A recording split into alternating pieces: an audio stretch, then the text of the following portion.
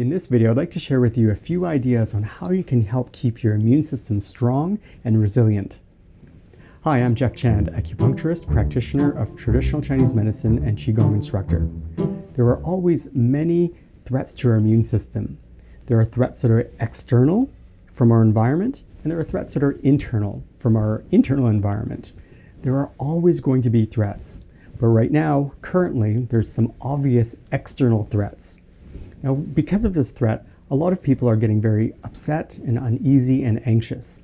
So I want to discuss some ideas around this so that we can feel strong and resilient, not only in our body, but also in our mind. I just want to acknowledge that if you are experiencing some unease or anxiety or fear about your health, it's very natural in this day and age. There's so much conversation, so much information, and so much talk about what could potentially happen that it's completely natural to feel anxious about it. Now, I just want to say this because the worst thing that we can hear is say, don't worry about it. There's nothing to worry about. Well, I just want to say the threat is real. There is a real threat depending on the situation that we're living in. So let's acknowledge that yes, we have some uneasiness, but we can also learn to manage it. So in general, we always want to listen to the experts. There are some people who've spent their entire academic and professional career studying exactly what to do in these types of situations. And we should always remain open and listen to what their advice is. That includes our primary care physicians and our primary care practitioners. If they have advice that's personalized for us, we should always make sure that we take that in. So with that being said, what we're presenting here is just for information. It's like going to the library or a buffet. You kind of look around and see what works for you. If that appeals to you, you can take it. And whatever doesn't appeal to you, it's okay. You can just let it go. So this video is going to be separated into two different parts. So in this video, we're going to talk about some ideas to help get our mind and our qi in the right place. And in the next video that's going to be coming up in a few days, we're going to do a very easy, gentle Qigong routine that will help build your immune system. This is going to be called Communi Qi. So if you haven't already, make sure you subscribe or follow our page or sign up for a newsletter so that way we can send it to you when it's ready and available. Or you can always join the Communi Qi and we will have all of our videos there. So when we're thinking about our health and wellness, we want to think about two different parts. So the first part is basic skills. So this is your diet, your exercise, your movement, your lifestyle, what you're doing, your hygiene, all your lifestyle habits, how well you're sleeping, all the things that we already know. You already know all these ideas, and these are our basic skills. So we want to make sure that we're always following our basic skills, listening to the experts if they have advice on what basic skills we should be changing. But we always want to be making sure that we're following that. So if you look at the high-level performers of basically anything, high-level athletes, Olympians, artists, and creative people, they all have a set of basic skills. And honestly, at the high level, they're all about the same. They're all about the same, but there's something that makes one different than the other or one better than the other. And that's going to be their basic skills are the same, but their mentality is different. There's something very specific about their mentality that's different that makes them that much better. It makes them the world champion or the gold medal Olympian. So we're going to talk about exactly what that is. But let's just keep that in mind. We always want to practice our basic skills and then work on our mindset. So in Qigong practice, the mind is so incredibly important. It's because it sets our intention. So during Qigong practice, we're building up our energy, we're building up our qi in our body, and it has to go somewhere. So where does it go? It goes where our intention goes. Just like setting a GPS when you're driving somewhere or you're trying to get somewhere, you set the GPS in the right direction and then you start navigating that way. The same way with our qi and our intention. We build up the qi in our body, we set our intention with our mind, and then our body and our qi will help support that. So that's why we talk about intention in the mind and how does the mind work. Because in Qigong practice, if we just do Qigong with light movements and a little bit of breathing but no intention, it still will be beneficial, but it won't be fully beneficial. So to explain how we can stay healthy and resilient at this time, I have a little demonstration for you. So let's think about the emotions that people are having right now. So there's a lot of different types of emotions.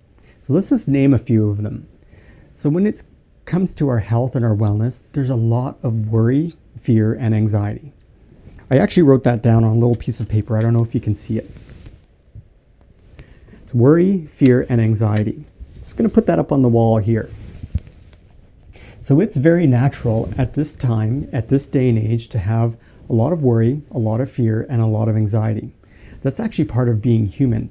If we were exposed to all sorts of negativity and scary information, it would only be natural that we would start to feel worry, fear, and anxiety. The idea with any emotion, though, is that we want to have the right balance of it. If you just say, don't have that emotion, then that's unreasonable. We can't really fully believe that I have nothing to worry about. But if you say have a lot of that emotion, then that doesn't feel very good either. So the idea is to find the middle way with any emotion. So worry, fear, and anxiety at this day and age is very, very common. So let's acknowledge that we might have a little bit of that, and that's okay.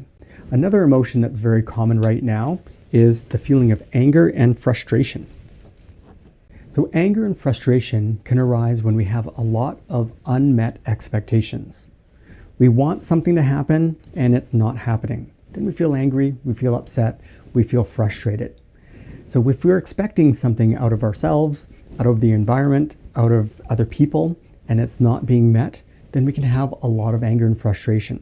Another emotion that's very, very common right now is a sense of overwhelm. If you watch the news, if you read the news, there's so much information.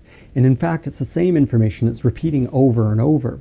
And it's very natural to feel this sense of overwhelm. It's just too much information. It's like having a little small teacup and you're trying to fill it from a big jug. So we feel overwhelmed and we almost become indecisive and we don't know what to do with ourselves and with our emotions. So it's natural to feel that sense of overwhelm. Another emotion that we can describe is a feeling of scarcity. Scarcity, that there's not enough to go around. Perhaps you're looking for supplies or looking for support or looking for something in particular and there's not enough. Then we can start to feel this sense of scarcity. In fact, I had a little bit of an experience the other day when I was grocery shopping. I was just minding my own business and doing my own thing, and I was noticing a lot of people kept looking in my grocery cart and looking to see what I had. And I could feel this overwhelming sense of scarcity, that there was not enough to go around.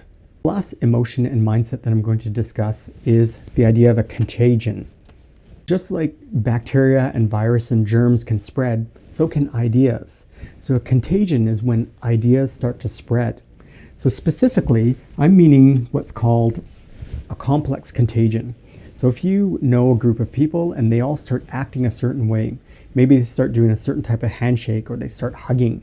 And if you're around that for a long period of time, all of a sudden you'll start to feel like, I guess I should start doing this as well.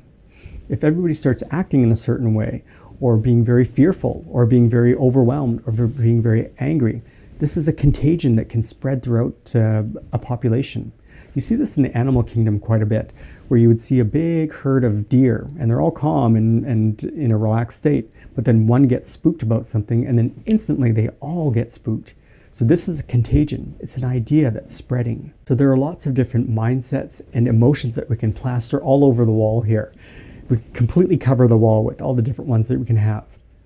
But what's important here is illustrated by a story. And I don't know exactly where this story came from because many traditions talk about this. But there's this idea that we have two wolves inside of us. We have a good wolf and we have a bad wolf. So the question is, which one gets stronger? The one that gets stronger is the one that we feed and nourish over time. So if we feed and nourish certain thoughts and mindsets, they'll get bigger and stronger and louder over time. So if there's a particular mindset that we do want to get stronger and bigger, all we need to do is keep paying attention to it, keep fueling it, keep noticing that emotion and let it get bigger and bigger. If we want our feeling of overwhelm to increase, and we just think about things that overwhelm us. But in most cases, that's probably not the wolf that we want to feed.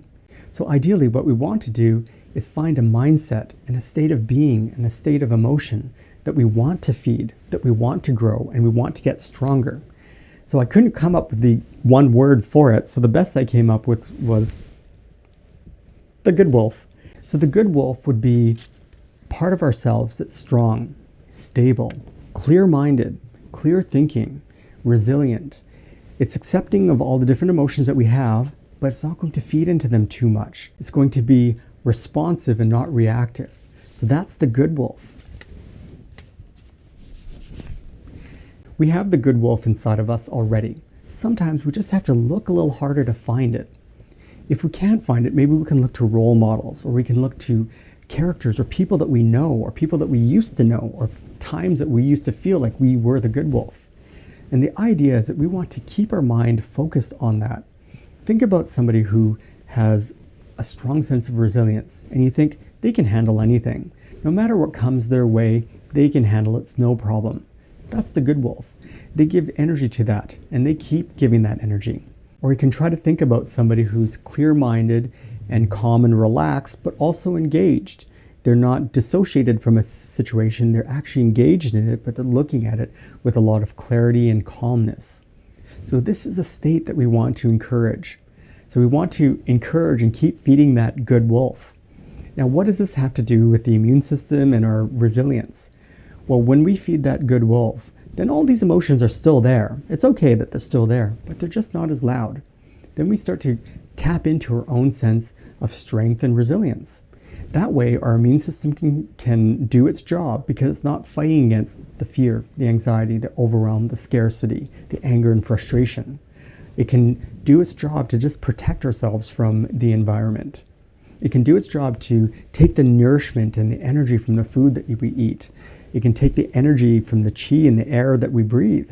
It can actually be fully rested when we go to sleep at night. So feeding the good wolf, finding that mentality that somewhere in us, somewhere, is going to be so incredibly valuable.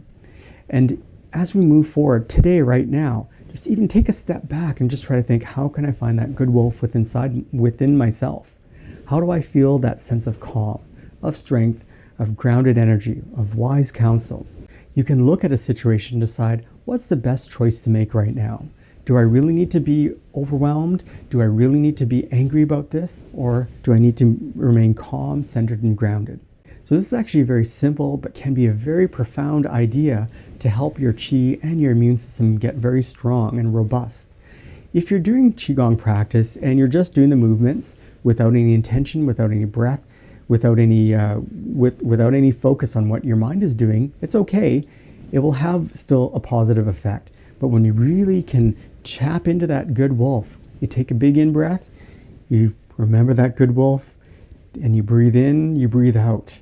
Then that feeling gets stronger. You feed that good wolf.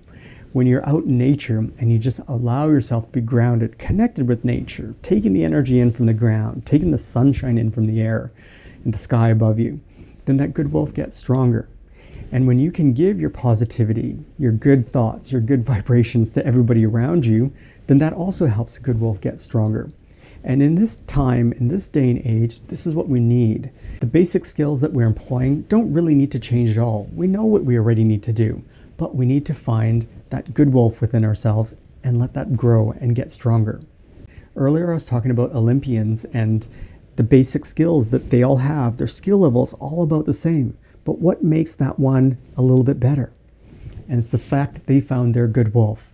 They found confidence. They found trust within themselves. They can trust their skills. They can trust all the training that they've had for all the years. So that's what we need to do as well. We can look within ourselves and find that confidence and trust our body, trust our immune system, trust our habits, trust our clear mind, and trust the good wolf to guide us to being full of health and vitality. So that's one little idea on how to stay healthy and vibrant and full of vitality and resilience in this day and age. It's not the only thing we should be doing. We should be doing lots of different things, but we should always be taking care of our mind and our intention. So if you haven't already, do make sure to be connected with the channel and our newsletter and everything, and we will send you the next Communi Qi Qigong video. And this is the best time ever to adopt a home practice. Just find a space where you can spread your arms around you and just practice a few minutes of Qigong. You can do it by yourself, you can do it with people that you want to, and you can do it in the morning, in the evening, whenever you'd like. 5 minutes, 10 minutes, half an hour, whatever you can fit into your schedule. But just practice. breathe deeply, move gently, keep mindful of your speech and your mindset and your intention. And such little practices can really help feed that good wolf so that we can feel really healthy and resilient. Let me know in the comment section below if you resonate with this idea, and also if you could think of a good word that can describe the good wolf. Like, what is that word? I was looking in the sources and trying to find a synonym of what that could actually be, but I couldn't figure it out. That's why I just called it the good wolf. But if you could think of a word or a phrase or an image that describes that, let me know in the comment section below and help me out here. So thanks so much for watching, and we will see you soon. If you've enjoyed this style of Qigong, please come join the Communi Qi for a wide variety of Qigong routines that's ideal for beginners or if you already have some experience. The Communi Qi has convenient, simple Qigong practices that are safe, gentle, and effective to help you feel healthy and full of vitality. Come join us today. If you haven't already, be sure to sign up for our newsletter in the link below so we can notify you when we release new YouTube videos. Thanks for watching, and we'll see you soon.